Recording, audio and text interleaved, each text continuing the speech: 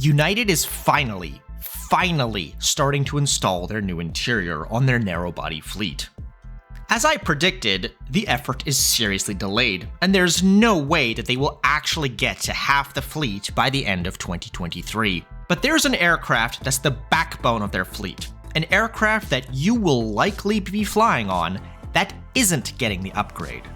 It's old, mediocre at best today, and will objectively be the worst mainline United aircraft in the fleet very soon. So let's see what it's like to fly on the much maligned domestic 777-200 in economy. So what makes the 777-200 so underwhelming? First of all, it's old. The first one I was to fly on for this review was 28 years old. It went mechanical. The replacement was 22 years old. I remember when the 777 was brand new and exciting. Now, sadly, it's not. Cowboy! Oh, I forgot. You're broken. I don't want to play with you anymore. Then there's the issues of the engines. 52 of the 777s have Pratt & Whitney engines, and even they didn't want to help this plane to fly. Then in fall of 2022, 25 planes were grounded as United failed to conduct required maintenance inspections. Whoopsie. I originally wasn't even planning on making a video about this. This isn't some fancy or unique flight, though the next flight review definitely will be. But when things started going off the rails, I started filming. In fact, this review will be an amalgamation of footage from 3 different flights, Chicago to Denver to Chicago to Orlando. That should mix things up, as I can only mix up how I cover the tunnel to the sea concourse at O'Hare so many ways.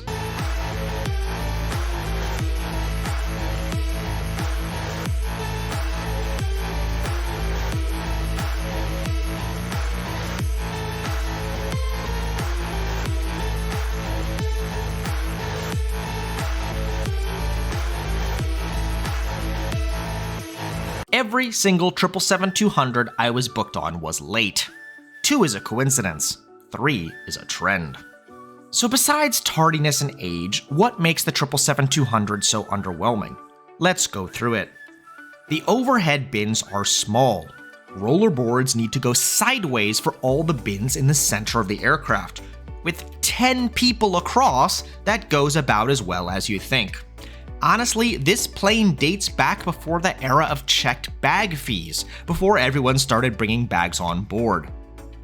There is full power thankfully, but no USB power. Given the length of the flights these planes take, often to Hawaii, and the lack of in-seat entertainment, this is a huge issue in my eyes. Then there's the first class. It's terrible. It's even worse than British Airways Club World. 242 in dormitory seating. I've never flown it, and there's no way I'm spending my money or miles on something so unappealing. So what happened on each of my 3 trips? On the first trip, we started boarding at 6:25 a.m. for a 7:15 departure.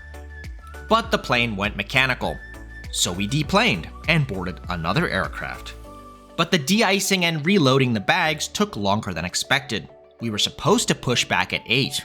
Then 8:35, then 8:45. Then we were ready to go by 9, but we were boxed in at the gate.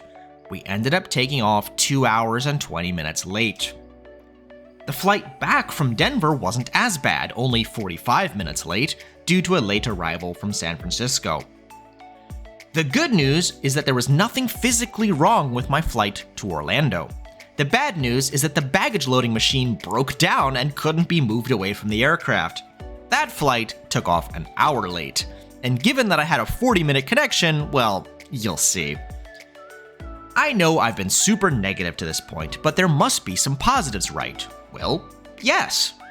The refurbished United Club at the Sea Concourse in O'Hare is absolutely stunning. The food was also surprisingly decent.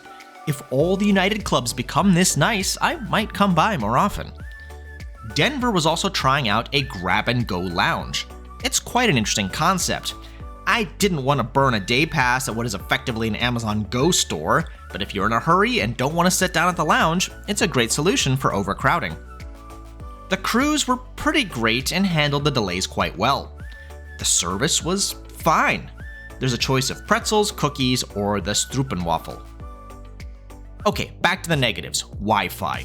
United's Wi-Fi just isn't that great. It's constantly going out, the map rarely loads, and if it goes out while you're streaming a movie, it's a pain to restart it.